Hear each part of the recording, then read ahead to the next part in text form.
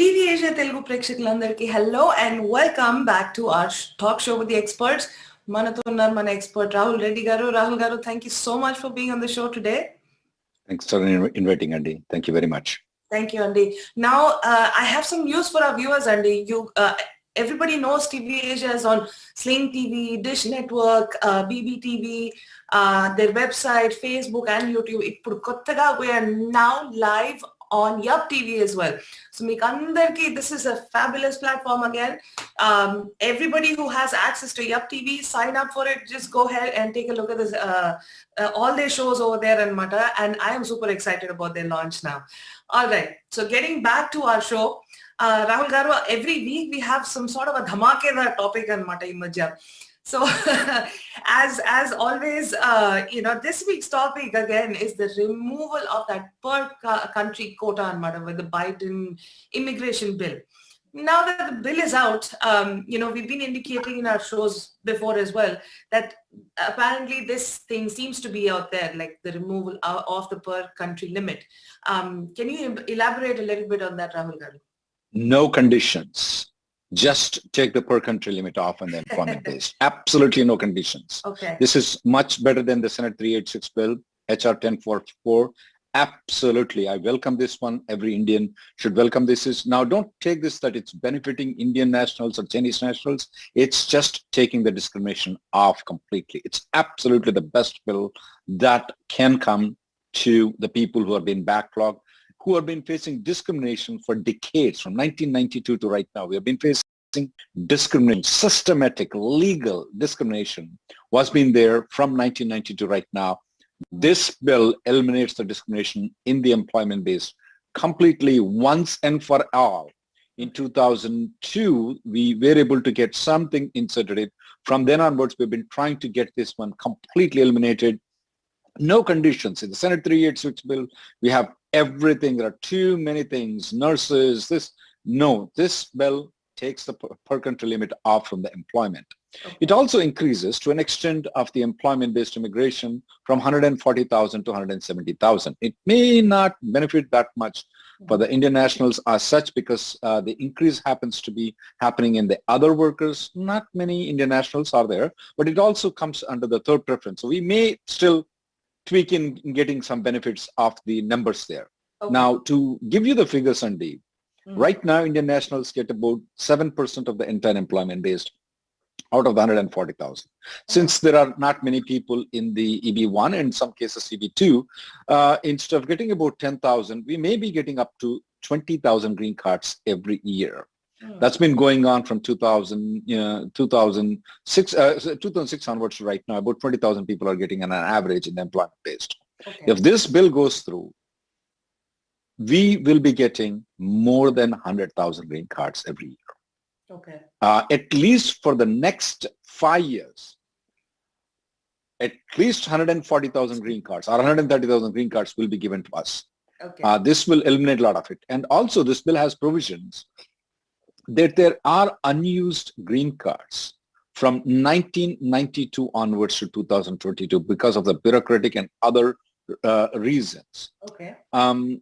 Before 2002, what they used to do was that when the 7% gets filled out for the nationals, like Indian nationals, even if the other country people are not using, what they used to do with the green cards was that they used to throw them in the trash. Gotcha. Practically.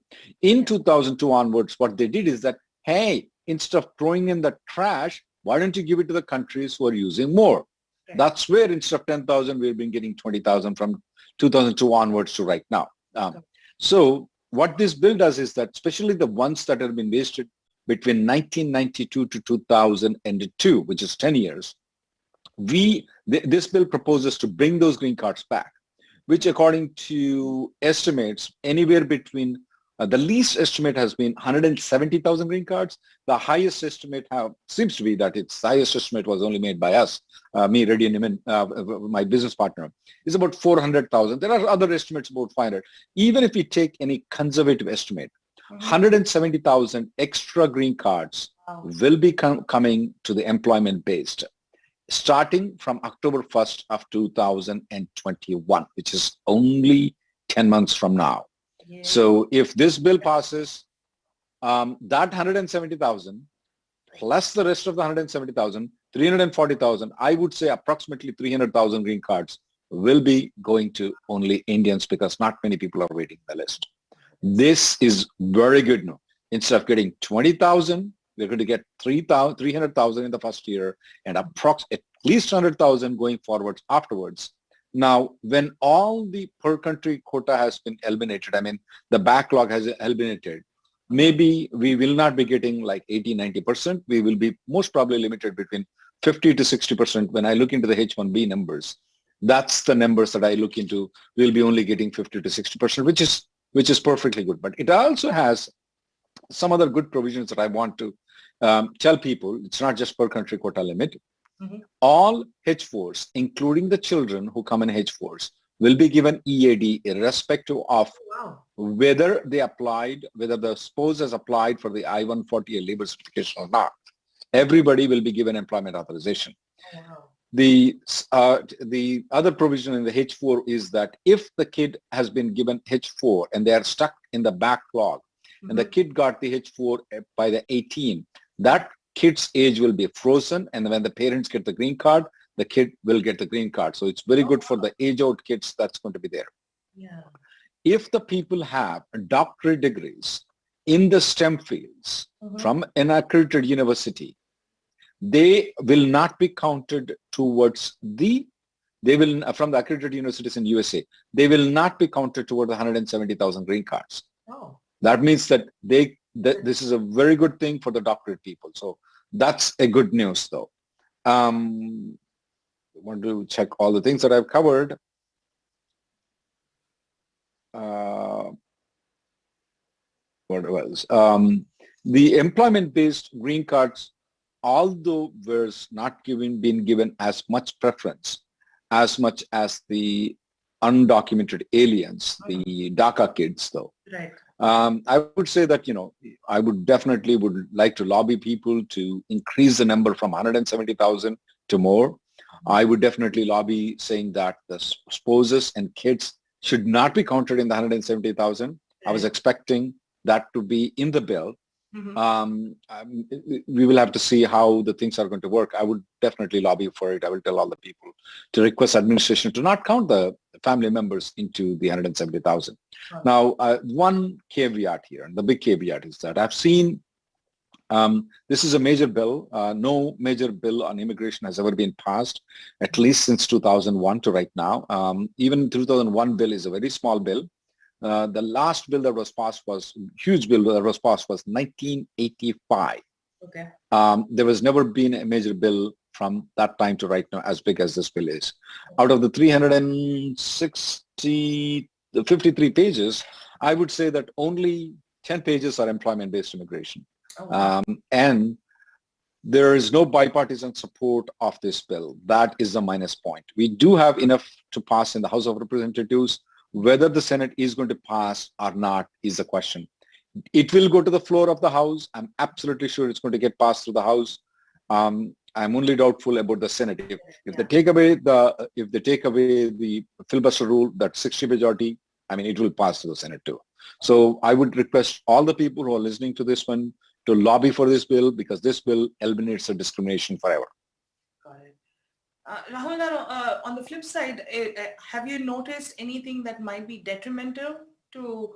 None. None. None. Zero. Okay. Zip. Nothing detrimental.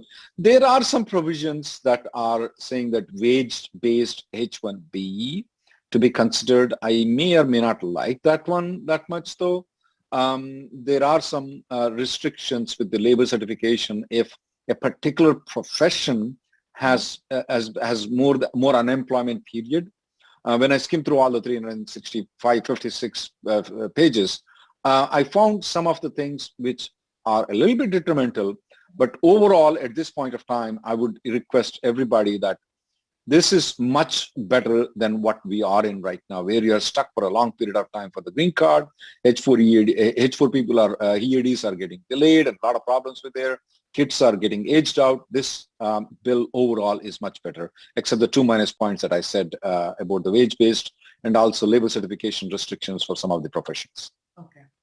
Got it. Thank you so much, Rahul Garu. I'm sure, everybody is going to be hoping, praying, and doing everything it takes to ensure this bill gets passed.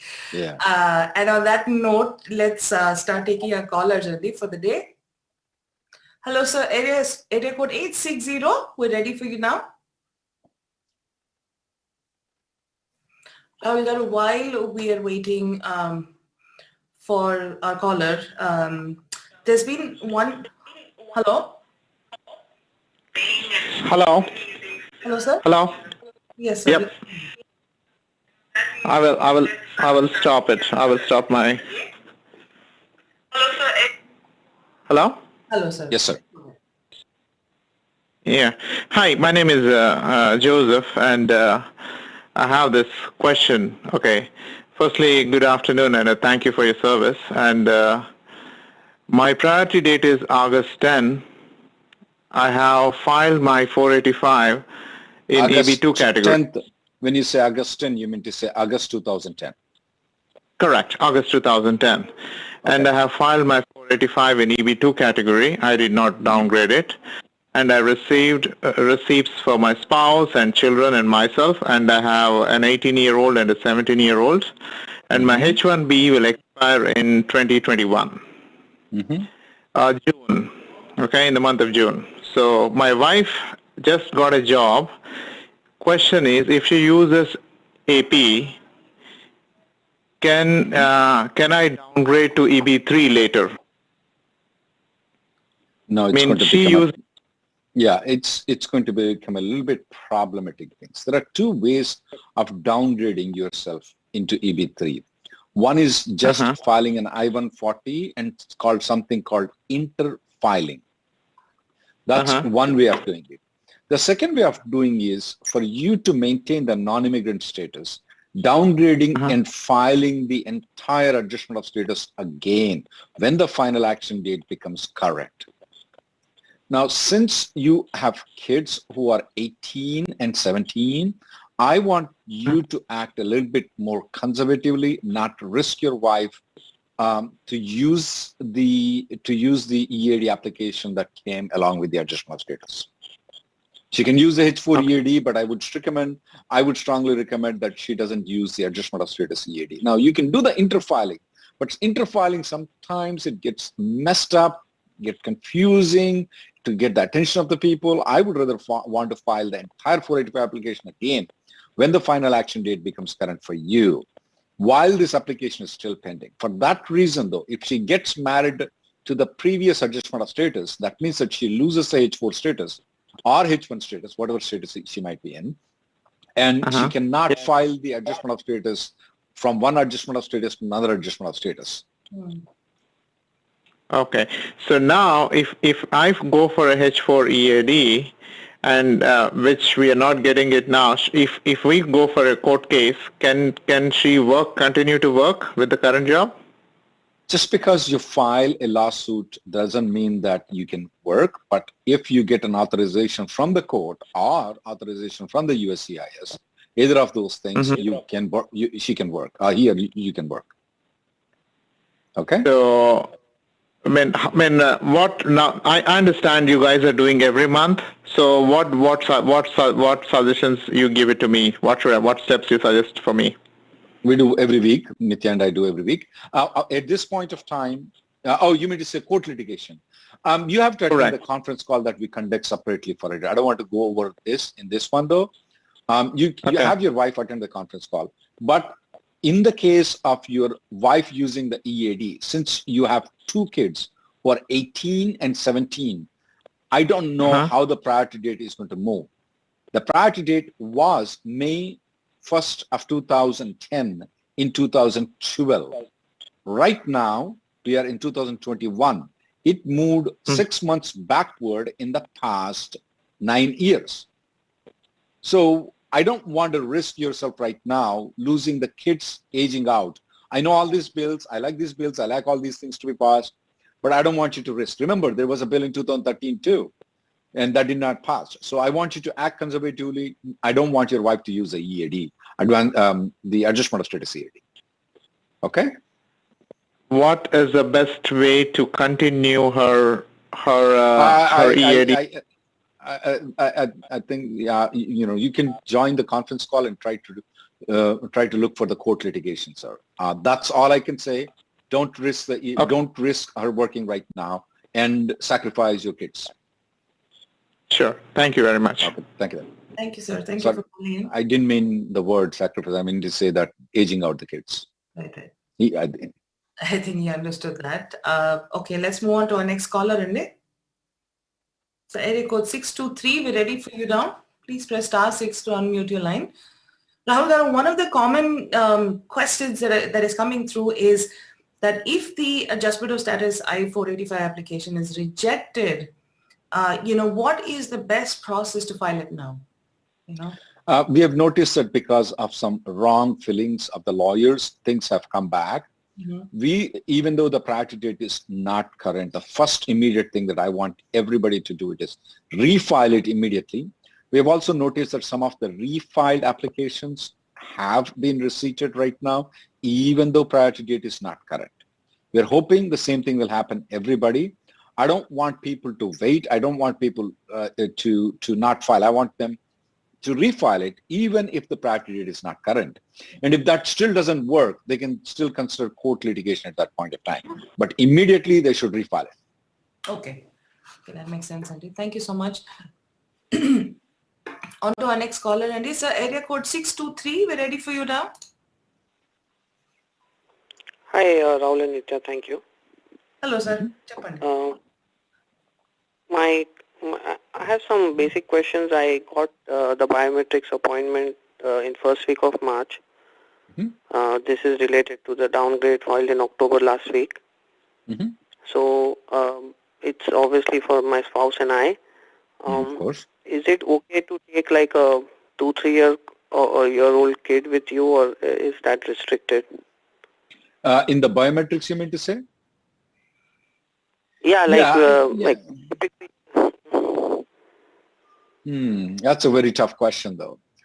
You can always take the kid if by any chance they won't allow the kid to come in. Your wife can stay in the car. You go do your work and come back, and your wife can come back. Right. Okay. Yeah. Okay. That works. Yeah. No worries. And for the I-140, I had converted to premium processing. This is for the Nebraska Center. Mm-hmm. But we got like a response, right, that they don't have the original copy, ETA 9089, and they have initiated a request for the related file and have asked us to wait 30 days before resubmitting. So that's a clear indication from them to probably. So my question is, like, in your form, have you refiled and received positive response? Yes, we did. We did. We refiled and we got positive response. Did we receive positive response for every refiling that we did? No, we didn't. But what we're doing is that as soon as we get, next day we do FedEx. Some cases get accepted, some cases get, and as soon as we get rejected, we file it again. And finally, they are getting accepted. All the cases are getting accepted. It's taking a long time, but it's getting accepted. Now, I just want everybody to understand, this is only premium processing, guys. Nothing to do with I-140. What we're discussing about is whether or not the I-140 premium processing has been getting accepted or not the I-140, not the denial of the I-140. It's just the premium processing rejection. I still recommend a lot of people to convert into premium processing so that you get a result of the I-140 soon. Even if you're getting rejected, keep refiling again, and again. Well, anyway, they're not taking your $2,500 every time they're rejecting your fees. So what at the most, you're just FedEx charges. I would bear that, keep refiling it. Right. In our case, they've mentioned try after 30 days. You keep trying, you keep trying all the time. Nothing wrong. Have you received any denials of any downgrade for I-140? We haven't received any downgrade denials. We have received a couple of RFEs. I would say only 1 or 2. We have received plenty of approvals. Okay. And any common RFEs? Okay, okay. No problem. Just a regular I-140 RFEs, nothing odd about it. Okay, and quickly, like what is Let's- the FOILA through which you can get I-140? Let's limit the call to done. one other people chance to. I'll just No, I explain understand. Sorry. Thank you. yeah. Let's go to the. I'm going to explain about the freedom of information is only you're asking a copy of the I-140 petition. You can do so by filing by going online USCIS FOIA, type this word. You can file it online. It's free. It takes only 10 minutes. They'll give a copy of the I-140 petition to you. Thank you very much. Thank you, sir. Rahul garu, thank you so much. Let's go on to our next caller, Andy. And Rahul garu, in the meantime, what I wanted to ask was that another, sort of popular question is coming around the theme of, how does this, 180-day rule of using the I-140 applicable? Can you just Right. Yeah, I saw that question many in the YouTube, especially for our show, is that if the I-140 has been approved for more than 180 days, and if the company has not withdrawn it before January 17th of 2017, so both conditions must have been approved more than 180 days and must not have been withdrawn before January 17th of 2017. Okay. Then practically that I-140 belongs to you. You can take it wherever you want to. Okay. You can use that for moving to company B. And from company B, you can move to company C using company A's I-140, even though company B never filed an I-140 for you. Got it. You can move from company C to company D all the way to Z. No problem with it. You can use the same I-140 to apply for your spouse's H4EAD, even though you are not working for the same company, you can still use it, absolutely no problem. What you cannot use this I-140 is when the priority date becomes current and you are working with company C. If company C wants to file an adjustment of status, that's when you can't use it. Okay. At that point of time, company C has to file an I-140. But in general, this I-140, once it's not been withdrawn for 180 days, even if they withdraw it after 180 days, it will not have any negative impact. This I-140 can be perpetually used for extending the H-1Bs and for H-4EADs. Got it. Makes sense, Andy. Thank you, Rahul garu. And on that note, let's go to the next caller, Andy. So area code 512, we're ready for you now. So please press *6 to unmute your line, Andy. Hello. Hello. Can you hear me? Yes, sir. Yes. Please go ahead. Yeah. Hi. Thank you so much for your time. And I say a special thanks to Rahul, sir.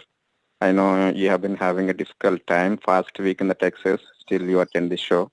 I really appreciate it. Thank you very much, sir. Yeah. I have two questions, actually. I think my first question is partly answered. So my priority date is 2014 October. And I downgraded my application in October 2020 in EB3. But it retrogressed 1 year back now. I think January 2014 is date in EB3. So I got my EADs already. That's good. So my first question is, if we are married to EB3 and if EB2 date moves forward, I think you are saying we have to use interfile, which we may find some difficulties to use in EB2, right? Right. I agree with you on that.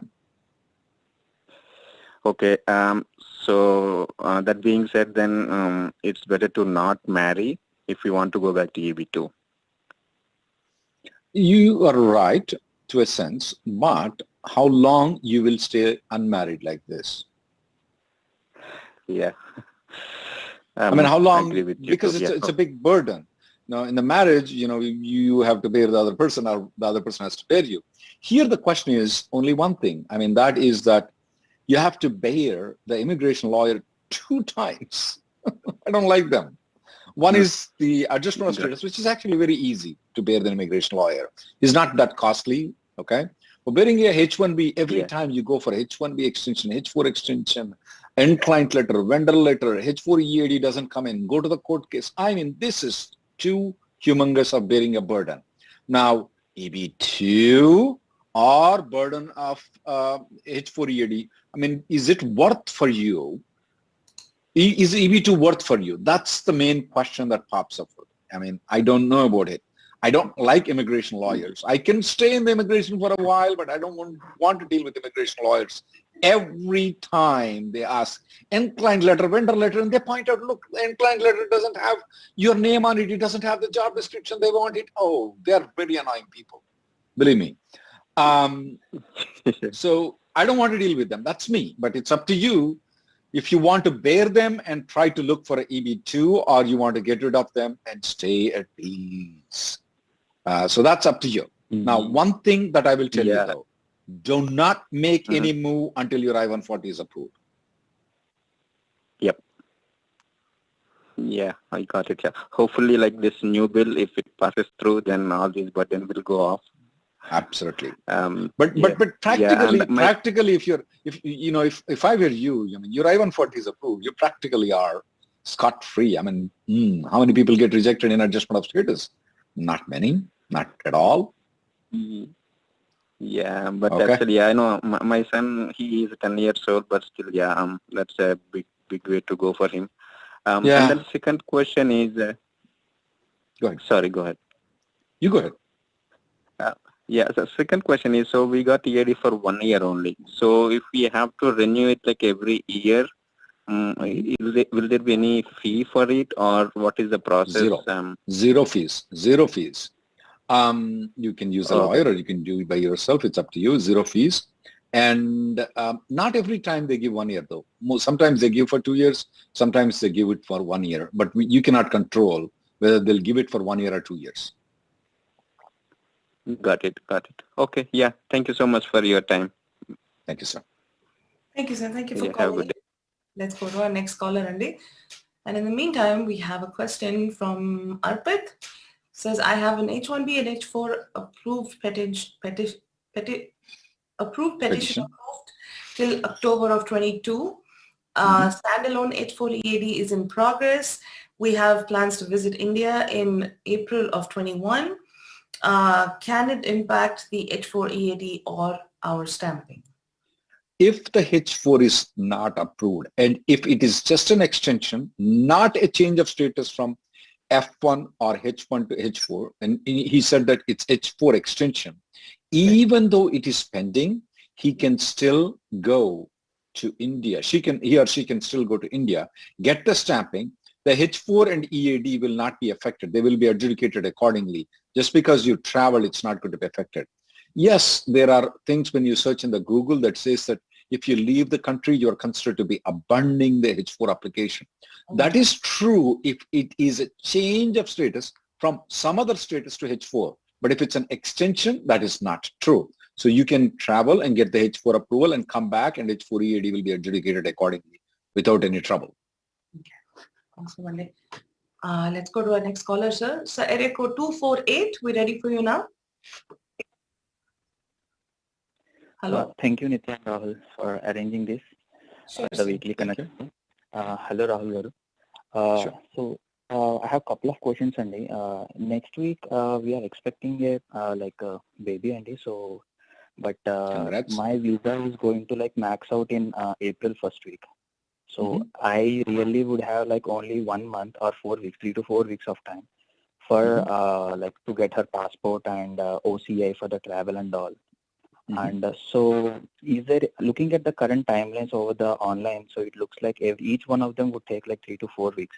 So any other process to expedite it, Andy, what would you suggest for me? There are ways to expedite both the things, especially the passport of the US though. There are ways to expedite. I'm a bit worried that I'm not, even if the passport and visa comes in, I don't want to take my baby when they are 1 month old. Yeah. I would suggest that you apply for a B2 visa, stay for a while here until the baby matures enough for the travel though. Okay. You can apply for a B2 and stay. And if by any chance you have to go, if your wife has some assistance here and she can stay here and then bring the baby, that will be much better. passport, there are ways. When you go to the passport office, though, you can walk in and then they'll take about a week's time nowadays, especially if you go there and say that it's an emergency, they will issue those things faster. OCI will take its own sweet time. But if you just apply for the B2 visa, this B2 visa is for generally used when you want to have these kind of emergencies and you can travel it. You can use the B2. You can apply for the B2. Okay. Thanks, Andy. On second question, Andy, just in case if right now my perm is in progress, it's not getting approved. Probably like by April also it may not get approved. So I need to repack to India. So while coming back, by the time when my I-140 gets approved, so is that okay? Like, or would I face any issue if I have this B2 in the middle, like for 1 month or something? No, I mean, it is definitely a negative thing. But when you file a B2, make a mention that the reason why you're filing a B2 is explain the reasons that we just discussed about. There's nothing wrong with it that if you stay for 2 or 3 months here and then you go to India and get the stamping. Yeah, if you linger around for a long period of time and then I don't even know why you're lingering around, I would be very upset to give you the visa though. But if I see that this is a reason, I don't see that as a trouble though. I understand, people, 3 weeks old babies can't just travel in the flight. I mean, it's so tough for me. I'm a marathoner and I still believe it's so tough for me to sit 24 hours tight. Definitely baby need to be matured. So nothing wrong from parents thinking in that way. Nothing wrong in parents applying for it. So I would not take it negative for a baby's sake, though you're staying for 2 or 3 months. Okay. And for OCI, is it like I need to go to Chicago embassy, which is near? I'm just an U.S. immigration lawyer. I'm not that familiar with the OCI. Okay. Thank you, sir. Thank you so much for calling in. Thank you. All right, and let's go to our next caller. We have a question from Gupta Murthy. He says, I-140 EB2 2013. If company A withdraws or revokes I-140 after transferring to new company B, can I still use the company A I-140 for H1 extensions since old I-140 was approved for over 180 days in case the new I-140 is not ready? Absolutely, he can. As we discussed before, Nitya, you can. Okay. Awesome, Andy. Let's go to our caller. So area code 804. We're ready for you now. So *6 to unmute your line, Andy. Hello? Hello, can you hear me? Yes, we can. Please go ahead. Hello. Thanks, Andy. So Rahul, I have a question actually. I have an approved I-140 in EB2 category and my priority date is July 2016. That was filed in a job family test automation engineer. Now I'm planning to change my job family to software engineering job family. So can I use the job portability when my date becomes current? And for the job portability, like I heard like the SOC code, the broad category should match. So I mean, what you mean to say you want the priority date from the previous I-140 to the new I-140? Yeah, do I have to go through the new perm again, or can I do the supplement J when my date becomes current? Well, first thing, there are many confusing things that you're speaking about. Is that if there is a natural increase in the position, though, for example, if you're doing Java and now 2.0, now 2.0 doesn't exist, it's like 5.0. There's nothing wrong in a natural increment in the job, though. If you're telling that your previous job and right now there's a natural increment, you don't have to file an I-140. You don't have to do anything, though. Yeah, at that point of time, the SOC code has to match and everything for you to go proceed to file the adjustment of status. But if the job duties are significantly changed, though, and it's a completely different job, then you may have to do the PERM and I-140 approval again.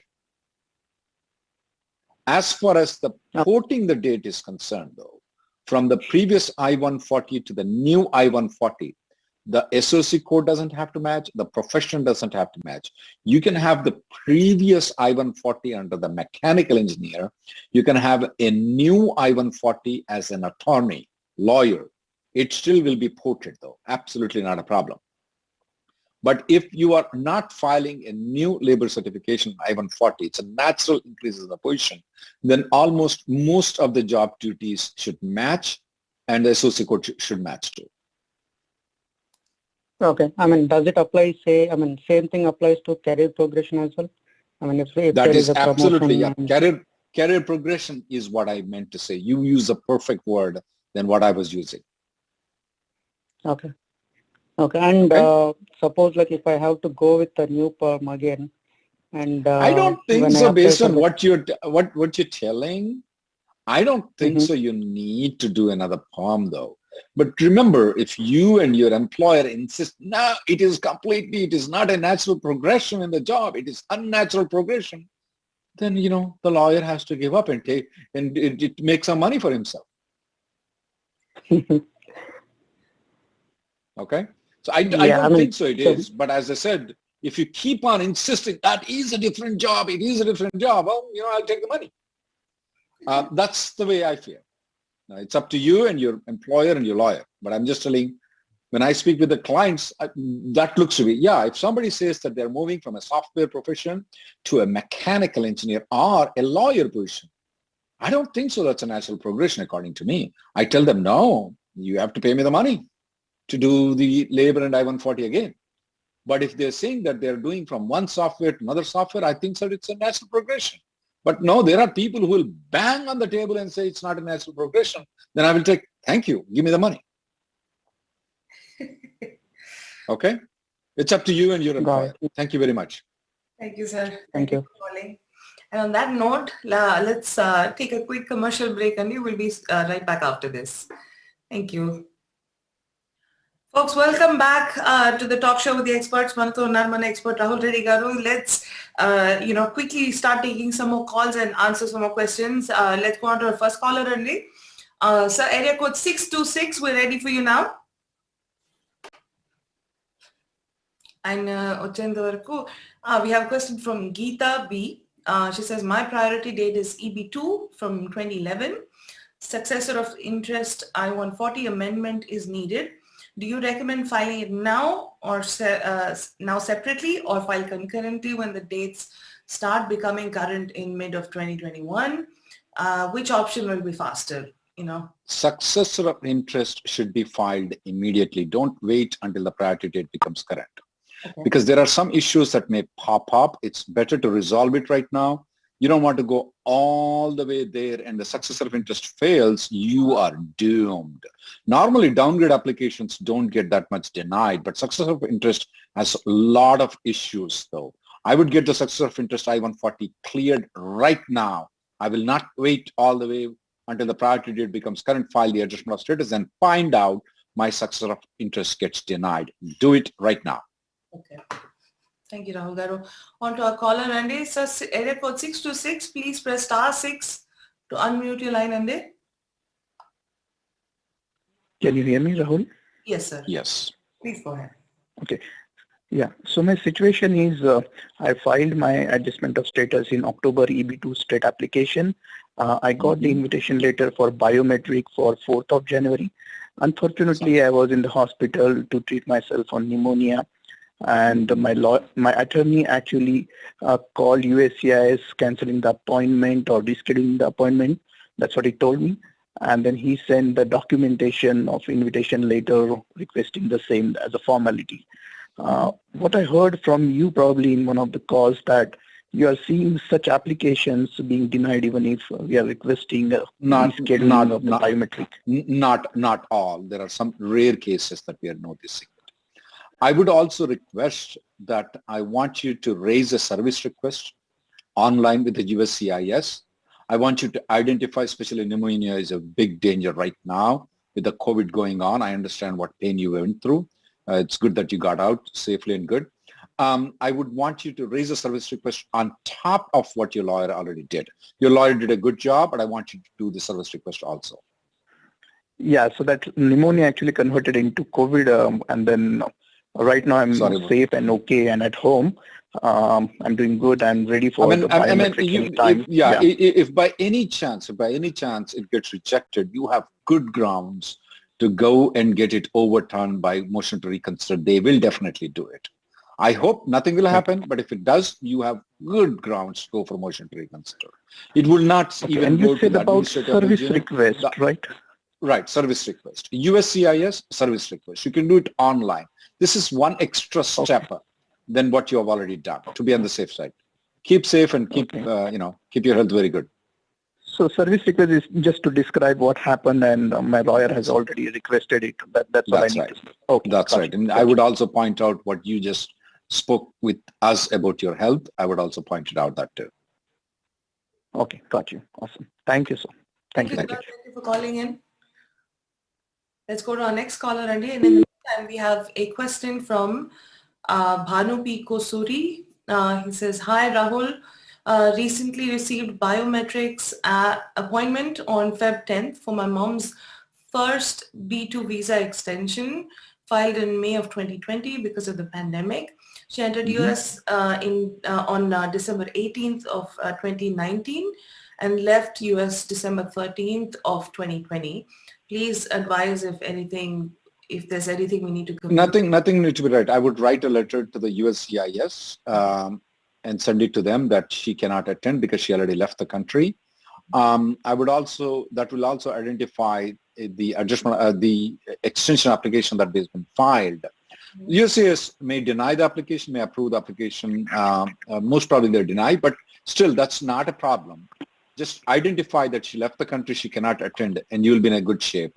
So that if your mom wants to come back next time, she will be in safe position to come back. Okay. Thanks, Sandy. Let's go on to our next caller. Sir, area code 617. We're ready for you now. Hi. Can you hear me, Rahul? Yes. Please go ahead, sir. Yes. Hi. Thank you for your service, Sandy. I'm listening to your show from many, many weeks, and I think you might have answered. I think you have answered this, but I'm not satisfied until I go over my case with you. So sure. I'm in a situation where my previous employer filed my I-485. There is no downgrade. It's an EB2. And currently working for an employer B, and A and B are pretty small companies. And the question is, after 180 days has passed, can I move to an employer C who is willing to give me a 485J, who is in a very financially good, a bigger company? I would say that you will be at a risk about 5 to 7% risk. I would like to give people the percentages though. I don't want to say high or low. I would say about 5 to 7% risk. Doesn't mean that it's going to be denied. The main reason is that the question that pops up, the law says that you must have a job offer at the time of filing the 485. You must have a job offer until 180 days after filing the 485. It doesn't say that you have to work for that company. It doesn't say that you have to work at a future date to that company. The job offer need to be there in that period of time. That satisfies the requirement. Now the $1 million question, why the 5 to 7% risk is, did the genuine job opportunity existed at the time when you filed the adjustment of status? Did the genuine job opportunity existed for a period of 180 days with company A? You never joined the company, so you never worked for the company after they filed the adjustment of status. That is the question that may arise. Now, if you ask me the question, have I seen any RFPs asking these kind of things? No, we did not. To tell the truth, I did not. Okay. Why did I come up with 5 to 7% is that there were some changes in the operational manuals of the USCIS where they have pointed this out, where before the Trump administration went out of power, they changed it. They need to look into the genuine job opportunity. That's where I'm putting the 5 to 7%. Okay. Thank you, sir. So the other question is, if you wanted to work for the existing employer who filed for the 485, and do you see any problem if you join as a full-time, which meaning you are on payroll with 2 different companies, one with the one filed 485 and one a full-time opportunity in a different I don't see any problem, especially you have an EAD, so you have flexibility to do that. Yeah, you don't have to file an H-1B amendment. Right. So, and I can just be with the current 485 employer, and it can be marked as both of them as a full-time because you're on EAD and you don't see any problem. You can. I don't see any problem. And the client do not, and the client do not have to file 485J because you are running your payroll with the existing person, right? They don't have to file the 485J. You're working with the same company that filed the 485J, so you don't have to have another company file a 485J for you. Okay. Thank you, sir. Thank you so much. Thank you, sir. Thank you very much. Thank you for calling. Let's go to our next caller.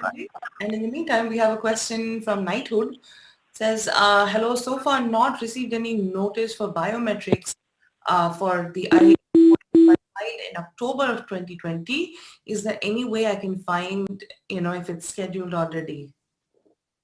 One thing is that it may pop up online sometimes that you may be scheduled, but there is nothing other than sometimes it may not pop up all the time. Sometimes it does pop up. There is no way that you can find out online whether biometrics has been scheduled or not, other than directly calling the 800 number, and that will take about 2 to 3 hours to get in touch with the officer to find out if the biometrics has been raised. Other than that, there is no practical way to find out the biometrics have been issued or not. Normally, biometrics notice do come to the employee and also to the lawyer. So that's a good part, is that if sometimes you miss it out, your lawyer might point out too. So the lawyer will definitely give it to you. So those are two things that will pop up. A lot of people are thinking that the biometrics, it came for my neighbor, but it didn't come for me. It could be. There is a good chance that it has. It depends on the officer. They're taking anywhere between 2 months to 10 months to issue biometrics right now for their adjustment of status. Okay. Oh, that's a hell of a lot of time. Yeah. Okay. On that note, let's go to our caller, Andy.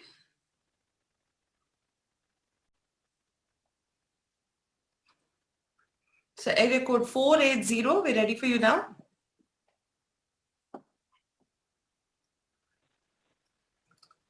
So area code 480. Okay, while we're waiting for him, there's a question from Mahesh M. He says, with the new immigration bill, I heard the quota for EB3 has been increased. Is it true? If so, shall I proceed with my I-140 in EB3? Yes, the quota for the EB3 has increased, but if I close a reading of the EB3 increase, is that the EB3 other workers have increased though, not the skilled workers. There is something called skilled workers, there is called unskilled workers. So the quota for the unskilled workers have been increased. The unskilled workers was 10,000 and that was increased to 40,000 right now. It is not for the skilled workers, which most of our guys will get qualified to. What is an unskilled worker? Other workers, it's been long. I did some labor certification somewhere in 1995. I remember that was almost like 27 years ago, 26 years ago was that for a sandwich maker. I remember I did a labor certification for it. Wow. So definitely most of our guys won't fall into that other category. Please note that the unused EB1 falls into EB2 and the unused EB2 fall into EB3. That luxury is not there in EB3. Okay. There is also another minus point for EB3. That other minus point is that there is a little bit more competition in EB3 from the other countries. I'm not speaking of Indians though. From the other countries, there's a lot more competition. So you have a little bit drawback on EB3. Okay. So I would prefer to file an EB2 only right now. Why? Because if you're an EB2, you can do EB3 or EB2. I mean, you have seen that. If you file an EB2, you can downgrade to EB3. But if you file an EB3 though, you cannot upgrade to EB2 more easily. You have to file another POM labor certification, another I-140. That's a very lengthy time. I will still go with EB2. Okay. And then you can do one thing, you can file with the same labor certification, EB2 and EB3 if you want to. But I will not shoot only for EB3 if I were you, sir. Got it. Okay, thank you, Rahul Garu. One Nitya Garu. There is a good chance that everything might be correct. if this bill goes through. So maybe all EB2 and EB3, everything should be current, according to my expectation. Because the unused green cards, they're going to give it to us. Correct. So hopefully that will, yeah, negate any kind of waiting for everyone. All right. On that note, let's go to our next caller, Andy. So area code 480, we're ready for you now. Yes. Hi, sir. Are you able to hear me? Yes, sir. Yes. Go ahead.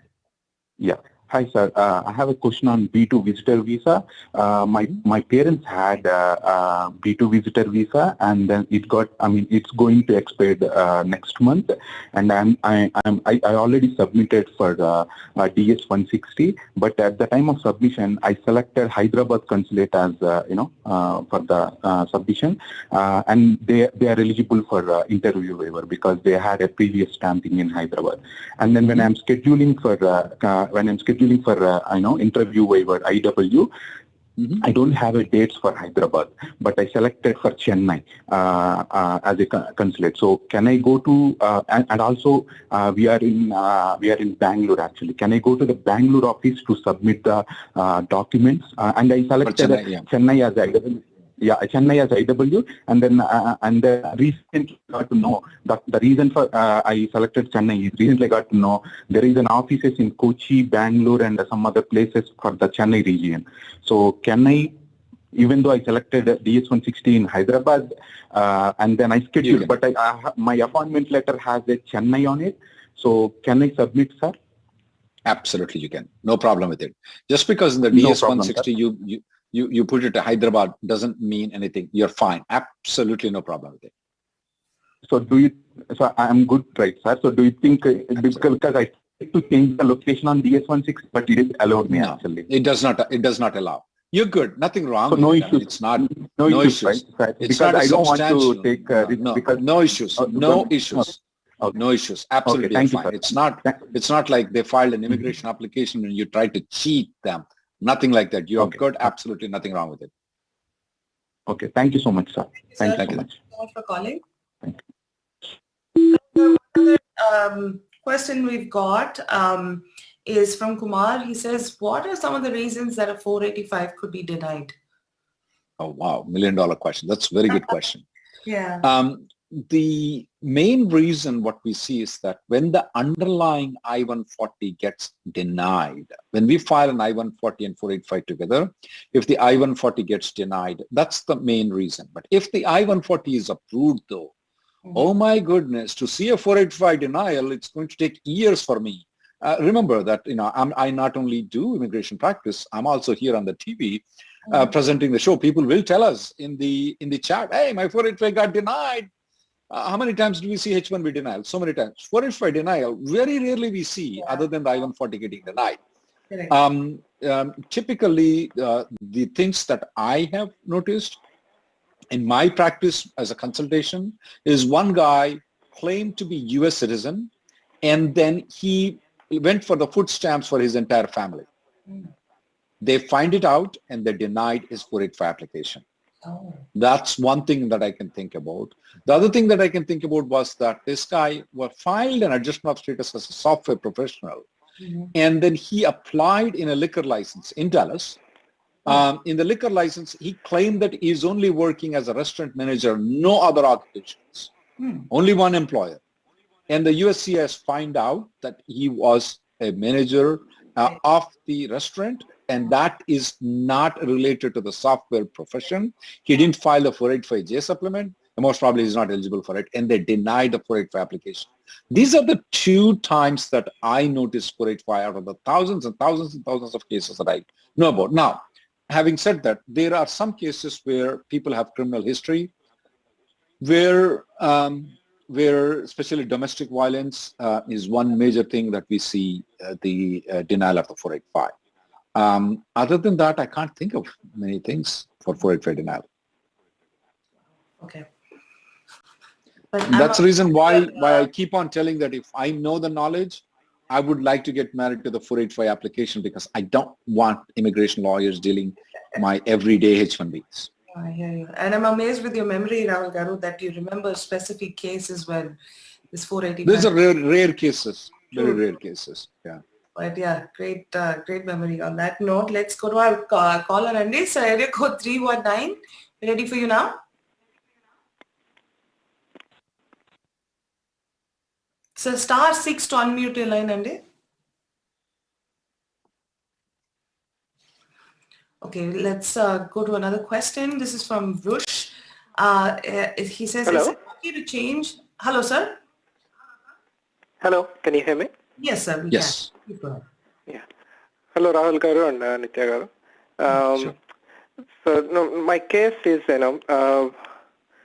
we downgraded from EB2 to EB3. While doing that, my company, they filed, they found labor certification. That certificate, they lost it. So what they did is, my attorneys, they went in October, they filed only I-140. And then we filed for FOIA in the month of November. And we got the labor certificate within 2 weeks. So that is a good thing. Yeah, I thought it was taking 3 months. Thanks for the information. Yeah. And sometimes I get educated too. Okay, that's good. Yeah, within 2 weeks I got it, that too with one RFE. So then my attorneys, they went ahead in December and filed another I-140 with 485.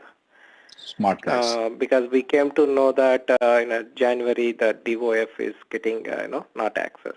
So we went with another I-140 with 485. So now in the month of January, somewhere around 22nd, I got a receipt number for my first I-140. Okay. So my question here is, once I get any receipt for my concurrent file, so is there any way that I can go and request a USCIS to consider my previous I-140 or to link that to my 485? Along with the first I-140, you didn't file the 485? No, sir, because of, the attorneys told that the possible rejection is high, so they just suggested only with one I-140. So now when you file the second I-140, you file the 485s, right? Correct. Why do you want to link it with the old one? It may not have the proper information because your lawyer has filed with no information at all. He doesn't have the fundamental information of the labor certification to file an I-140. So why would you like to link with that one? Okay. So my intention was, that I-140 can be approved pretty soon, right? So by the time even I get the receipt. Do the premium processing though, okay? The reason is that I don't like to rely on the old I-140. I would like to rely on the new I-140 application though. Because the new I-140 has good information, underlying information, and I don't know what title they have used for the I-140. I don't know what salary they have used. I don't know what job description they have used. Is it tallying with the other labor certification? So just because you want to save $2,500, I don't want to risk entire life on it. I don't care about your $2,500. Spend the extra $2,500, get it over with. I don't want to go on a faulty I-140. Yes, in a desperate situation, I will file it, but I do not want to rely on it. Now you have the other I-140 application. So you suggest that the concurrent I-140, we need to go with the premium, right, sir? That's a better way to do it. Okay, awesome. So my next question is, can I use my second question? Go ahead. Okay. So my next question is, while doing, you mentioned that I-140, after approval of I-140 also, do I need to wait for 180 days or it's not needed. It's not needed. It's not needed. 485 has to be pending for 180 days, and absolutely your I-140 has to be approved. It's not a rule, but it is something that is really fundamental. Your I-140 has. Is it needed for you to wait for 180 days after the I-140 is approved? Not needed. Okay. So in the meantime, without getting the EAD or advanced payroll, can I change the job if I say I got approved I-140 and the 485 180 days? You can. You have to file the H-1B and you have to also file the 485J supplement. Two of them. 485J supplement and H-1B.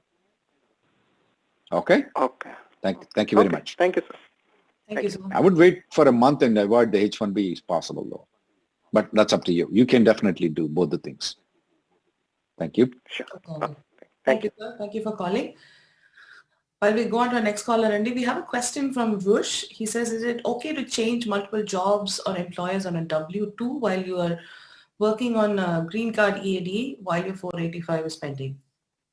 So his 485 is pending, assuming I-140 is approved, assuming I-485 has been pending for more than 180 days. Yeah, absolutely. You can keep on changing the jobs. Every month you can keep on changing the job. I would strongly recommend to file the 485J supplement, but otherwise you can keep on changing the job. Can you change 10 jobs? Will it be a problem? No, it's not going to be a problem. Can you do 2 jobs at the same time? Absolutely you can do. We like to have the tax money.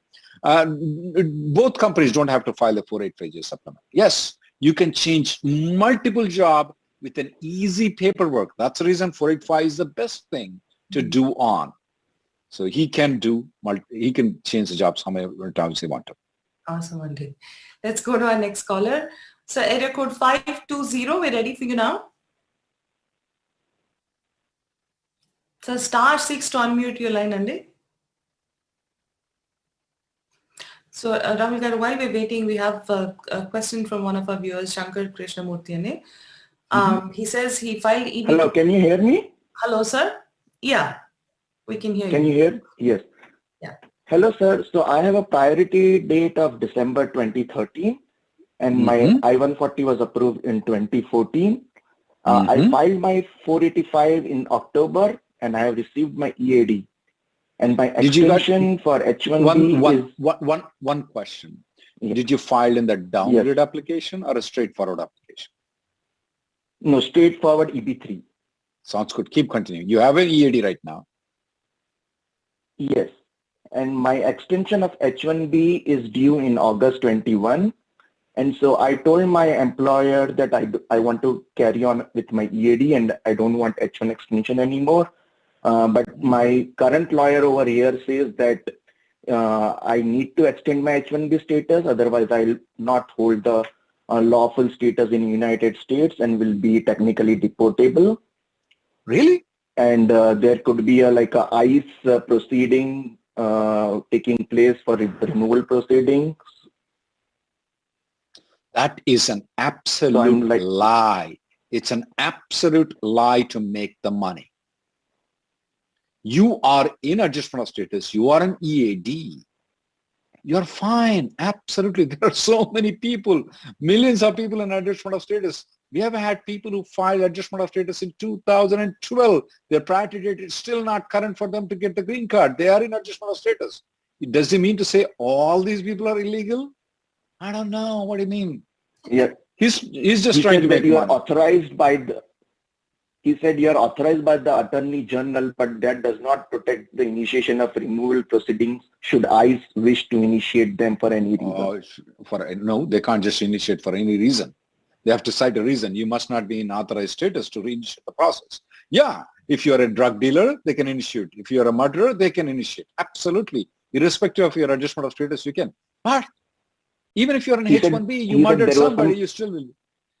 It's an absolutely lie. DHS policy issued in 2008, which makes it compulsory to have you in H-1B. No, that is a lie to make the money on you. Absolutely lie. Okay? Wow. Okay, and another question. So my wife is also with me and she also got her EAD and her I-140 is also approved.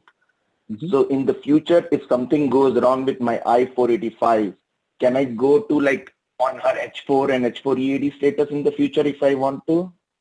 It's not, once you get married to the adjustment of status though, once you use the EAD, it's not easy to go on a different status though. You may have to go outside the country to get the stamping. Okay. But I can go on my EAD and she can still continue to be on her I-140 and H-1B, right? She can be, and if your only purpose is to make the immigration lawyers rich and you're finding all different excuses to make them rich, yeah, why not? We'll take the money. No, I personally don't. If something goes wrong with the I-485. Absolutely. I'm not telling, I just cited two of the examples, what went wrong with the people, other than the criminals, that I cited two of the example. It can go wrong. I'm not telling it. I personally myself don't like immigration lawyers. That's me. I mean, if you and your employer are citing all different things, and including lies, to make immigration lawyers rich, well, you know what? Look at the house. That's just a fake house right now. I'm going to buy the house on your name. It's just the video screen though, but I can buy that one. We need clients like you guys. Okay. No, that's what I told him. But after he wrote that big email, I was so scared. Oh yeah. I mean, he lives in that kind of home though. I don't. Time to find another lawyer. Thank you so much. Thank you, sir. Thank you for calling in. All right, Adila. While we take our next caller, this question is from Shankar Krishnamurthy. He says, filed EB2 adjustment of status on October of, I think, 2020, waiting for 485 biometrics appointment, EAD, and advance parole.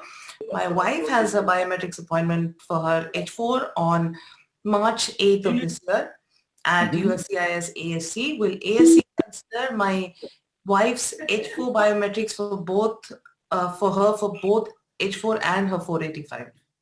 Most probably not. They may not consider. I don't know why guys are paranoid about adjustment of status biometrics. I like to have H4 biometrics because they won't approve the H4. The priority date is not current for you. What are you going to do with the biometrics? Right. They may not consider, they may consider. Okay. And a lot of people are questioning biometrics. What is the law that you have? You want to go to the immigration office. Your EAD is not attached with the biometrics. Your advance parole is not attached with the biometrics. Your I-140 is not attached with the biometrics. The only thing that is attached with the biometrics is for you to get a green card approval. And absolutely, they cannot give you the green card approval even after the biometrics are over because your priority date is not current. For all the people who filed, not all, but 99.9% of the people who filed the adjustment of status in the month of October and November, the priority date is still not current. Right. So, yeah, but I'm just saying they're paranoid about these biometrics. But yeah, they may not do it. They may do it. Most probably they won't do it. You'll get one more biometrics for getting the adjustment of status, and don't rely that you have given before. If you get the biometrics, go again. Okay. Awesome, Andy. Thank you, Rahul Garu. Okay, our caller, Andy, is area code 201. Hi. Hi. Thanks for taking my call. Sure.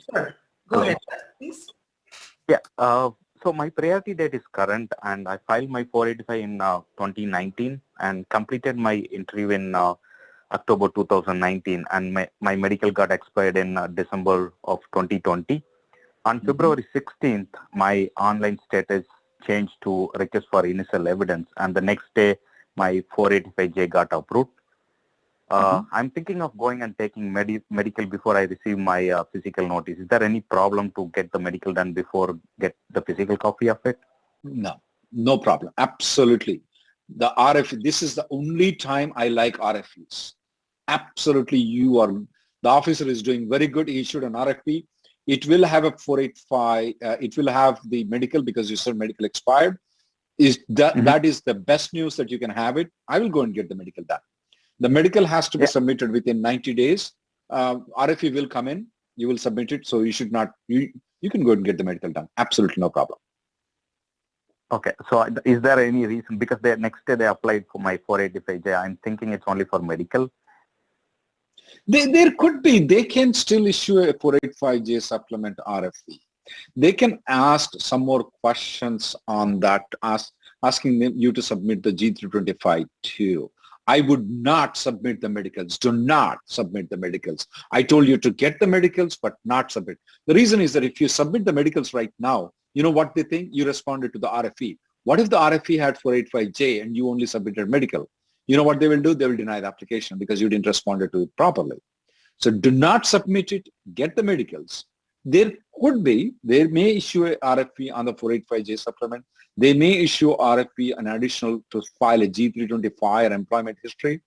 They may not. I don't know yet. But 99.9% it will have the medical RFP in there. So I would get the medical. Okay. So the next day my 485 got approved. I'm thinking it's only for medical. Could be. I'm not telling it cannot be. 99.9% it will be there. But don't submit it. Don't take the risk. Okay. There is always 5, 10% or 20% chance that they may ask additional information. You don't want to submit that. Okay. Wait until RFP comes in. So it has 60 days valid period or like it has 90 days valid period? Well, it normally have 87 days. Sometimes they only give 30 days.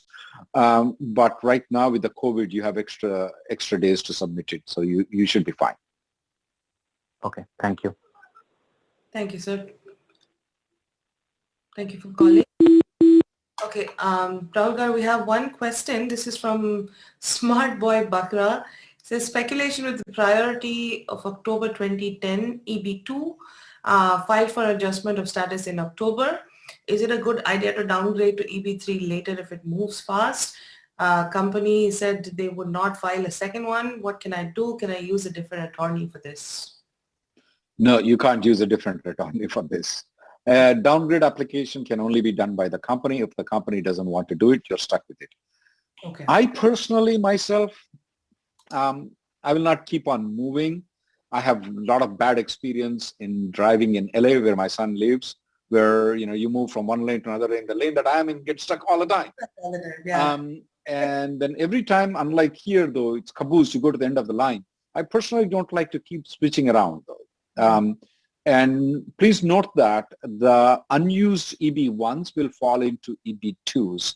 Okay. So I'm more comfortable with EB2, even if the priority date moves forward for EB3.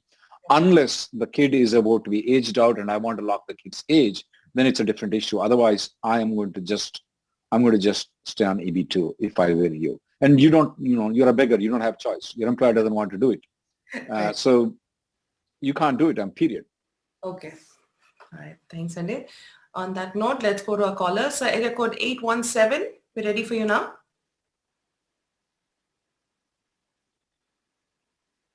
So area code 817.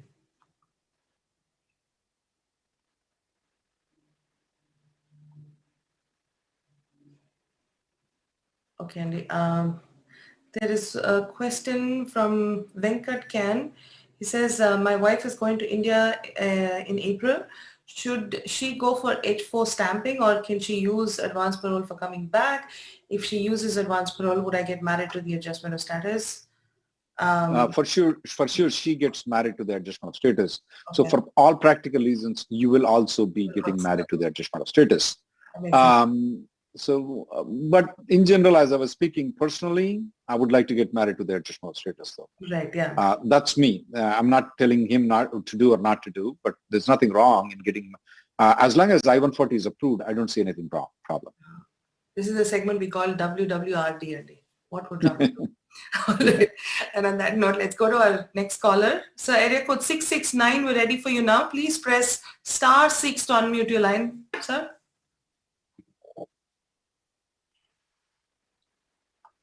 Sir, *6 to unmute your line. Yeah. Hello? Hello, ma'am. Yes, sir. Hello, ma'am. Nidhi, ma'am. This is regarding the successor of interest question. So if the 140 is denied for the successor of interest, is it possible that the priority date will also get denied? No. Priority date has nothing to do with successor of interest, though. Even if the successor of interest get denied, you may have to file a labor certification I-140 again, but absolutely it will have no impact whatsoever at all in putting the priority date. And also mention about one other question about 140, which was approved for 180 days, and the company was merged, and that 140 amendment is not done. The successor of interest is not done. Do you think I can still use that 140 with another company, move there and get my H1 extensions done there using that 140, original 140? Yeah. With the new company, you have to file a PERM application. You're aware of that, is right? Yes. I agree that. Yes, I agree that. Right, yeah, right. That's fine. As long as you file a new form, you can still use it because that I-140 was approved and was not been withdrawn for 180 days. Later on, there is a successor of interest of that company. It doesn't matter. You can still port the date. Absolutely no problem with it. But you just have to file a new form with a new company. I'm not talking about the company which I'm going with successor interest. I'm talking about the third company. I want to move from this company and use my old 140 only for H4 extensions, not forget about green card. But I just want to use that old 140. You can absolutely do it. You can absolutely only because 140 was approved for 180 days. That was in 2013. That is right. And not been withdrawn until January 17th of not been withdrawn until January 17th of 2017. That's the second condition that need to be met. Yeah. I need not do a 140 amendment for successor of interest before moving out of this company, right? No, sir. You don't have to. Okay. That's what I need. Thank you very much, sir. Really appreciate it. Thanks. Thank you so much for calling. All right, folks. I know there's a lot of questions, a lot of callers waiting for us, but we're all out of time. We try and stretch this out to answer as many questions as possible. Rahul Garu, you're always patient as ever, and telling people what would Rahul do, and what are some interesting anecdotes that you ever hear. Thank you so much for being on the show, Andy. Thank you very much. TV, folks on TVASIA Telugu, we are now live on 𝗬𝗡�TV, Andy. So please catch us there. You can view all your shows there. So please go ahead, tune into 𝗬𝗡TV and watch us there, Anmata. And we'll see you same time, same show next week. Send in your questions on YouTube. Send in, call us, and we'll be here to answer your questions. Rahul Garu, thank you once again, and have a great weekend, Andy, all of you. Thank you.